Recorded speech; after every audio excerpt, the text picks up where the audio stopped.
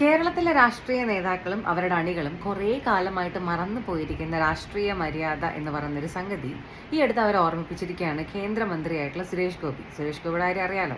അദ്ദേഹത്തിന് കണ്ടാൽ കടിച്ചു കീറാനും അദ്ദേഹത്തിന്റെ പേരിൽ എന്തെങ്കിലും ഒരു വിവാദം ഉണ്ടാക്കാനും കാത്തിരിക്കുന്ന മാധ്യമ പ്രവർത്തകരാണ് നമ്മുടെ നാട്ടിലുള്ളത്. അത് വേറൊന്നുമല്ല, അദ്ദേഹത്തിന്റെ പാർട്ടി ഇവിടെ വളരുന്നു എന്ന കാര്യം ഇവർ ഭയങ്കരമായിട്ട് ഭയക്കുന്നു. Simple as that. അപ്പം ഈ അടുത്ത് നമ്മുടെ കേരള ഗവൺമെന്റ് കൊണ്ടുവന്ന പ്രിയദർശിനി എന്ന് പറയുന്ന സ്ത്രീകൾക്ക് ഓർഡിനറി ബസ്സിൽ സൗജന്യ യാത്ര ഒരുക്കുന്ന ആ ഒരു പദ്ധതിയെ അദ്ദേഹം രണ്ട് കൈയും നീട്ടി സ്വീകരിക്കും. നല്ലൊരു കാര്യമാണ് അത് എന്ന് പറയും. അപ്പോഴും കഴിവുള്ള ആളുകൾ ബസ് ഫെയർ കൊടുത്തിട്ട് മറ്റ് ബസ്സുകളിൽ യാത്ര ചെയ്യണമെന്നൊരു സജഷൻ അദ്ദേഹം നൽകുകയൊക്കെ ചെയ്തിട്ടുണ്ടായി.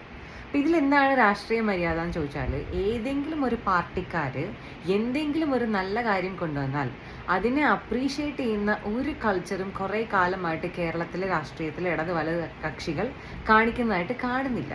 എനിക്ക് ഓർമ്മ പോലും ഇല്ല. ഇനി അഥവാ ഏതെങ്കിലും പദ്ധതി വന്നാലോ അതിനെ കരിവാരി തേക്കാനും അതിനെതിരായിട്ട് സംസാരിക്കാനും മാത്രമേ ഇവർ ശ്രമിക്കാറുള്ളൂ. ഉദാഹരണത്തിന് തന്നെ പറയുകയാണെങ്കിൽ, ഈ 70 വയസ്സിന് മുകളിലുള്ള ആളുകൾക്ക് ആരോഗ്യപരമായിട്ടുള്ള കാര്യങ്ങൾക്ക് കൊടുക്കുന്ന ഒരു പദ്ധതി കേന്ദ്ര ഗവൺമെൻറ് കൊണ്ടുവന്നിട്ടുണ്ടായിരുന്നു. അതിനെതിരെ നമ്മുടെ കേരളത്തിലുണ്ടായിരുന്ന ഗവൺമെൻറ് എന്ത് ചെയ്തു എന്നുള്ളത് നിങ്ങൾ ഓർക്കുക. അതേപോലെ തന്നെ PM ആവാസ് യോജനയുടെ മേലിൽ ഇവരെന്ത് ചെയ്തു എന്നുള്ളത് ആലോചിക്കുക.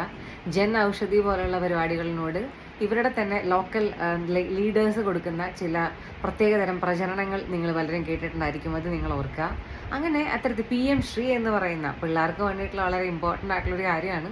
അതിനെതിരെ ഇവിടുത്തെ ലീഡേഴ്സ് എന്ത് ചെയ്തു, ഇപ്പോൾ എന്ത് ചെയ്യുന്നു എന്നുള്ളത് നിങ്ങൾ ആലോചിക്കുക.